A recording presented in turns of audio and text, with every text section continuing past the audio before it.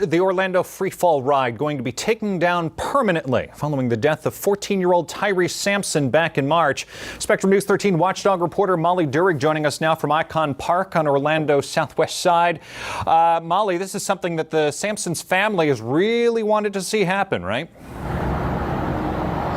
Eric, Tyre Sampson's parents have been calling for this ride to be taken down ever since the tragedy back in March.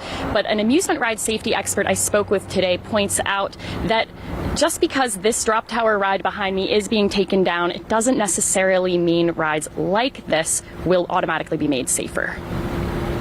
It's just one step in the right direction, but we do unfortunately still have a long journey ahead of us. Attorneys for Tyre Sampson's mother, Nekia Dodd, said Thursday Dodd is relieved by Orlando Slingshot's decision to shut down its Freefall ride. But they were also clear. Dodd's fight for safer amusement rides doesn't stop here. Simply turning down one ride, shutting down one ride, that's not going to be enough. So Nekia is in this for the long haul. There are many other things that need to be done to change our laws to make sure that these rides are regulated better. Also, attorneys say what isn't fully clear to them, the future of the Orlando Freefall. Are they shutting down the ride totally, or are they going to move it to some other part of the country? Nobody should ever be on this ride. It is deadly. It is unsafe.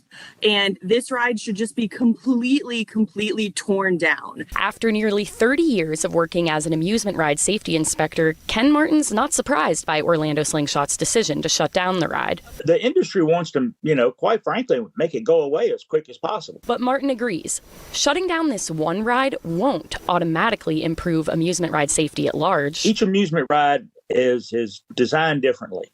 It has different safety features. We realize that it's not necessarily the ride, it's the process of approving the ride.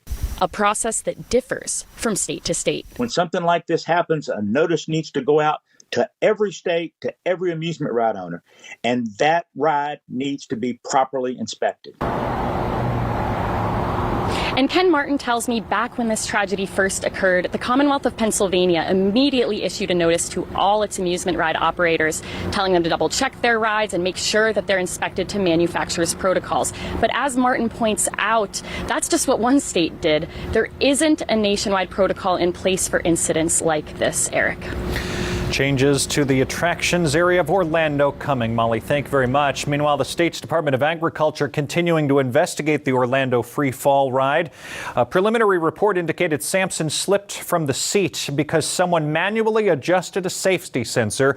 The family filed a lawsuit not long after his death. Now, where we go from here, legislation is in the works that, if passed, would give the state more authority on how certain rides at smaller parks are operated and maintained. The ride's operator said there's no timeline yet when it will be torn down. That also depends on regulatory approval.